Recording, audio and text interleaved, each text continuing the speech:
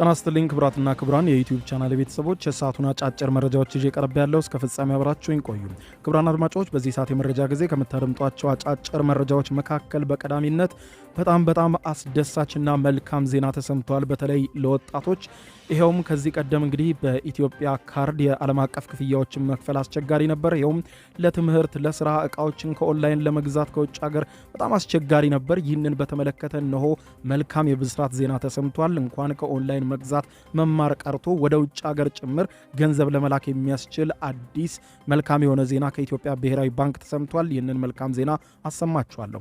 በሌላም በኩል ደግሞ ክቡራን አድማጮች የመካከለኛው ምስራቅ ባለስልጣናት በቅርቡ ወደ ኢትዮጵያና በቀጠናው እያካሄዱት ያለው ሰሞነኛ ጉብኝት በርካቶችን ትኩረት ስቧል። ከሰሞኑ ወደ ኢትዮጵያ፣ ወደ ግብጽ፣ ወደ ሶማሊያ እንዲሁም ወደ ኤርትራ የተጓዙትና የነዚህ ሀገር መሪዎች ደግሞ ወደ መካከለኛው ምስራቅ ያደረጓቸውን ጉዞዎች በተመለከተ ቢቢሲ ሰፋ ያለ ዳሰሳ አውጥቷል። የማስደምጣችሁ ነው የሚሆነው። እስከ ፍጻሜ ቆዩ። ዝርዝሩን አድምጡ ግብዣይ ነው። ወደ መረጃዎቹ አለፍኩ። አብረን እንከታተለው። በቅድሚያም አስደሳች ዜና ነው። በተለይ ለወጣቶች ኢትዮጵያ ውስጥ ሆኖ በውጭ ሀገር ምንዛሬ ክፍያ ለመፈጸም የሚያስችል ዓለም አቀፍ የክፍያ ካርድ በኢትዮጵያ ውስጥ ለሁሉም ሰው ማግኘት እንዲቻል መፈቀዱ ተሰማ። የኢትዮጵያ ብሔራዊ ባንክ የውጭ ምንዛሬ ሂሳብ ወይም አካውንት ያላቸው ሁሉም ደንበኞች የቪዛና የበረራ ትኬት ማቅረብ ሳይጠበቅባቸው ለዓለም አቀፍ የበይነ መረብ ወይም ኦንላይን ግብይቶች የሚውል የውጭ ምንዛሬ ክፍያ ካርድ እንዲያገኙ በይፋ ፈቅዷል። የውጭ ምንዛሬ ሂሳብ ለመክፈት ተቀምጦ የነበረው $100 የግዴታ ተቀማጭ ገንዘብም እንዲቀየር መደረጉ ተሰምቷል። የኢትዮጵያ ብሔራዊ ባንክ የውጭ ምንዛሬ መያዝ ማግኘትና መጠቀምን በተመለከተ የተቀመጡ ገደቦችን ይበልጥ ያላላ ማሻሻያ ይፋ አድርጓል። ብሔራዊ ባንክ አዳዲሶቹን ለውጦች ይፋ ያደረገው በወጣው የውጭ ምንዛሬ መመሪያ ላይ ማሻሻያ በማድረግ በትናንትናው ዕለት ነው። አረንጓዴው መጽሐፍ በመባል የሚጠራው ይህ መመሪያ የወጣው በሐምሌ 2016 ዓ.ም የማክሮ ኢኮኖሚ ሪፎርም ተግባራዊ መሆን ሲጀምር ነበር። መመሪያው የውጭ ምንዛሬ ከመንግስት ተመን ወጥቶ ገበያ መር እንዲሆን ያስቻለ መሆኑም ይታወሳል። አሁን የተደረገው ጉልህ ማሻሻያም በተለይም ደግሞ ማክሮ ኢኮኖሚ ሪፎርሙን ተከትሎ በውጭ ምንዛሬ ላይ የተደረጉ ለውጦች አካል እንደሆነ ብሔራዊ ባንክ ባወጣው መግለጫ ላይ አስታውቋል። አዲሶቹ ማሻሻያዎች የውጭ ምንዛሬ ገበያን የበለጠ ለማጎልበት በማሰብ ተግባራዊ እንደሆኑም ገልጧል። ከዚህ ቀደም በነበረው አሰራር ባንኮችና የውጭ ምንዛሬ ቢሮዎች ዓለም አቀፍ የክፍያ ካርዶችን መስጠት የሚችሉት ወደ ውጭ ለሚጓዙ ደንበኞች ብቻ ነበረ።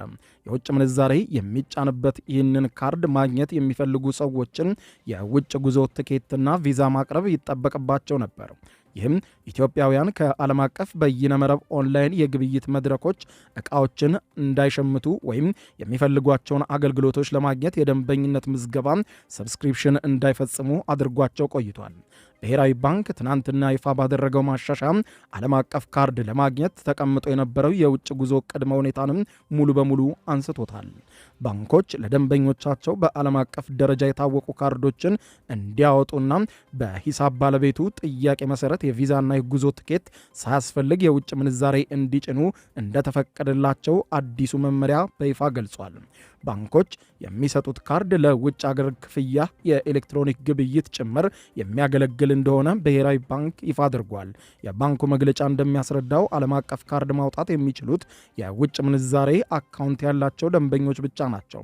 ብሔራዊ ባንክ በተመሳሳይ የውጭ ምንዛሬ ሂሳብ ለመክፈት ተቀምጦ የነበረውን $100 አነስተኛ ተቀማጭ እንዲቀር የወሰነ ሲሆን የውጭ ምንዛሬ ሂሳብ ለመክፈት ምን ያህል ዶላር መቀመጥ አለበት የሚለውን ባንኮቹ በራሳቸው እንዲወስኑ መፍቀዱንም መመሪያው ላይ አስፍሮታል።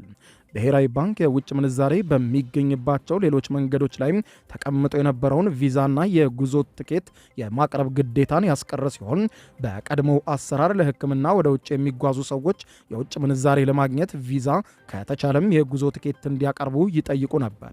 በአዲሱ መመሪያ መሰረት ለሕክምናና ትምህርት ወደ ውጭ የሚጓዙ ሰዎች ቪዛና የአውሮፕላን ትኬት ሳያቀርቡ እስከ $20,000 የአሜሪካን ዶላር ድረስ ማግኘት ይችላሉ።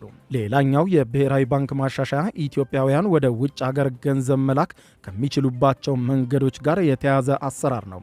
በአዲሱ አሰራር የውጭ ምንዛሬ ሂሳብ ያለው ደንበኛ ለትዳር አጋሩና ለልጆቹ የትምህርት የሕክምናና የጉዞ ወጪ ክፍያ መፈጸም ይፈቅዳል። በተጨማሪም ኢትዮጵያውያን ከሀገር ውጭ ለሚኖሩ ዘመዶቻቸው እገዛ የሚውል እስከ $3000 የአሜሪካን ዶላር የሚደርስ ገንዘብ ወደ ሌላ ሀገር መላክ እንዲችሉ አዲሱ መመሪያ ፈቅዷል። ይህንን የውጭ ምንዛሬ የሚልኩበትን አሳማኝ ምክንያት ማቅረብ እንዳለባቸው መመሪያው ላይ ጠቅሷል። ከ10,000 የአሜሪካን ዶላር በላይ ይዘው ከውጭ ሀገር ወደ ኢትዮጵያ የሚገቡ ነዋሪዎች ላይ ተጥሎ የነበረው በጉምሩክ የማሳወጅ አሰራርም በአዲሱ ማሻሻያ እንዲቀር ተደርጓል። የትኛውንም ያህል መጠን ያለው የውጭ ሀገር ምንዛሬ ያለ ጉምሩክ ሰነድ ወይም መመንዘር ወይም ደግሞ ተቀማጭ ማድረግ እንደሚቻልም ብሔራዊ ባንክ በይፋ አስታውቋል። ከተመዘገቡ የውጭ ኢንቨስተሮች የተጣራ ትርፍ ወይም የትርፍ ድርሻ የሚያገኙ አካላት ገንዘባቸውን ወደ ውጭ ሀገር ለመላክ የሚከተሉትም አሰራር በአዲሱ ማሻሻያ ተቀይሯል። ከዚህ ቀደም በነበረው አሰራር ይህ ፈቃድ የሚሰጠው በብሔራዊ ባንክ ነበረ። ትናንትና ይፋ የተደረገው አሰራር ደግሞ ባንኮች እውቅና ከተሰጣቸውና ከተመዘገቡ የውጭ ኢንቨስተሮች የሚገኝ የተጣራ ትርፍን ወይም የትርፍን ድርሻ ወደ ውጭ ሀገር እንዲላክ የመፍቀድ ስልጣንም ተሰጥቷቸዋል። ባንኮች ይህንን ፈቃድ ሲሰጡ ግን ወደ ውጭ የሚላከው የገንዘብ መጠን በዚያን ጊዜ ከተገኘው ጠቅላላ ትርፍ ወይም የትርፍ ድርሻ የማይበልጥ መሆኑን ማረጋገጥ እንደሚጠበቅባቸው ያስቀምጣል።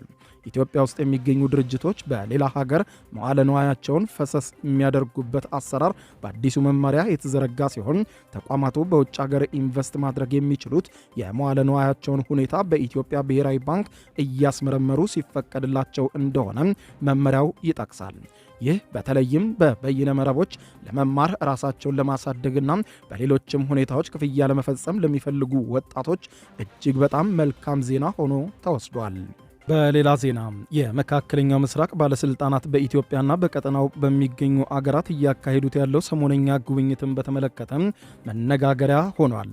የኢትዮጵያና የኤርትራ ውጥረት ከመቼውም ጊዜ በላይ በተካረረበት እንዲሁም በሱዳን የእርስ በርስ ጦርነት የውጭ ሀገር ጣልቃ ገብነት ዋነኛ መነጋገሪያ በሆነበት በዚህ ወቅት የአፍሪካ ቀንድና የአረብ ሀገራት ከፍተኛ ባለስልጣናት ይፋዊ የሥራ ጉብኝት ተበራክቷል።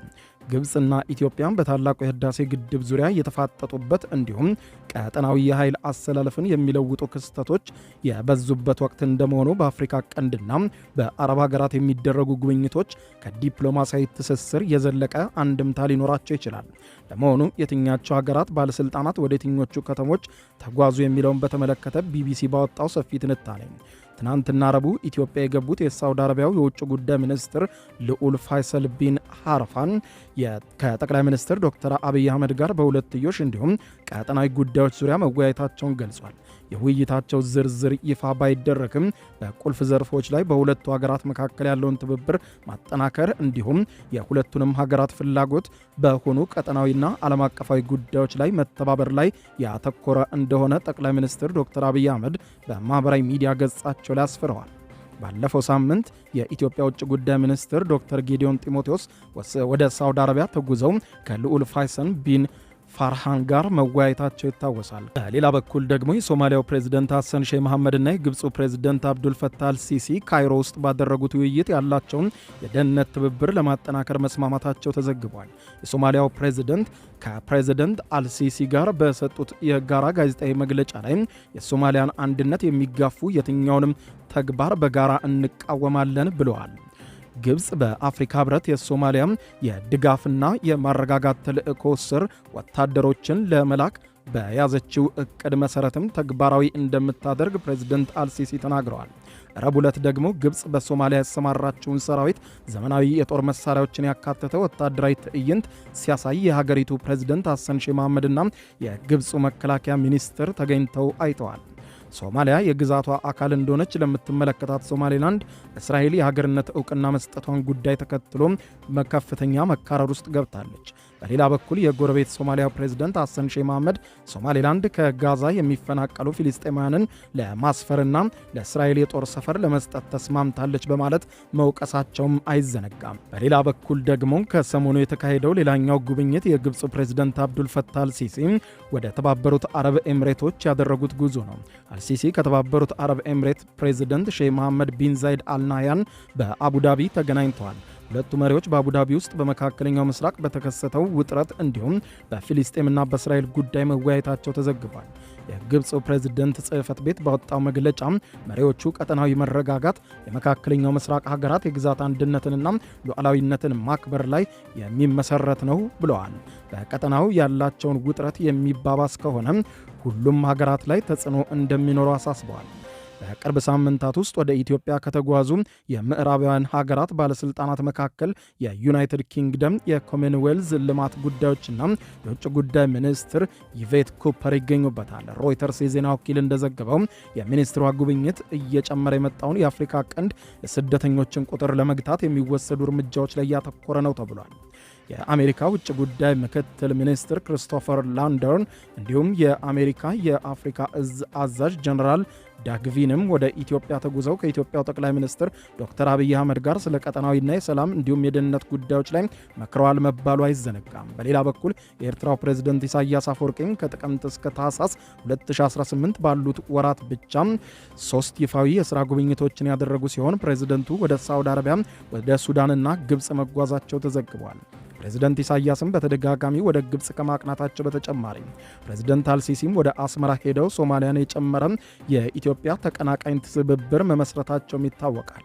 ሌላውን ጉብኝታቸውን ያደረጉት በእርስ በርስ ጦርነት በምትታመሰው ሱዳን የጋበዟቸው የሱዳኑ ጦር አዛዥ ጀነራል አብዱልፈታህ አልቡርሃን መሆናቸው ተዘግቧል። ፕሬዝዳንቱ የኢትዮጵያንም የኤርትራንም ወዳጅ ወደ ሆነችው ሳውዲ አረቢያ መጓዛቸውም ደግሞ አይዘነጋም።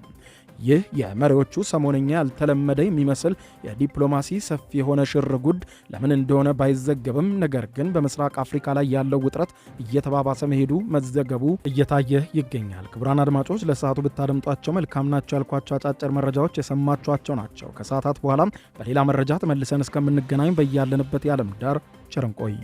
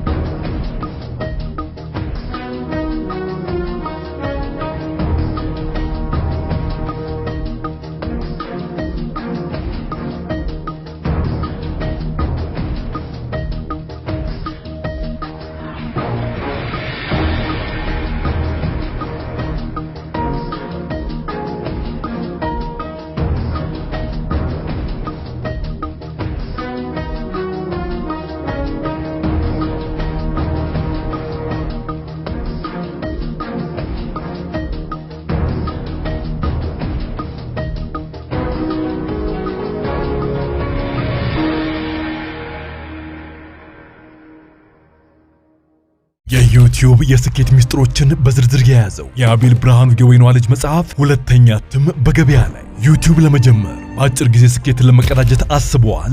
ዩቲዩብ ብጀምር ስንት ብር አገኘሁም ብሎ አስበዋል? እንግዲያውስ በዩቲዩብ 2 የወርቅ 3 የብር ሽልማቶችን ያገኘው የአቤል ብርሃኑ የወይኗ ልጅ የዩቲዩብ ሚስጥሮች መጽሐፍ በዝርዝር ሁሉንም ያብራራሉታል። ዛሬውኑ ገዝተው ህልሞን እውን የሚያደርጉበትን የዩቲዩብ የስኬት መንገድ ይጀምሩ። በሀገር ቤት አከፋፋይ አዲስ አበባ ሜክሲኮ ኮሜርስ መጽሐፍት መደብር። በውጭ ሀገራት ለምትገኙ ከአማዞን ላይ ብታዙ በቀናት ውስጥ ደጁ ይደርሳል። የአማዞን ሊንኩን እዚህ ቪዲዮ ኮሜንት ላይ ያገኙታል። የዩቲዩብ ሚስጥሮች ዘመኑ ጋር ተፈላጊ መጽሐፍ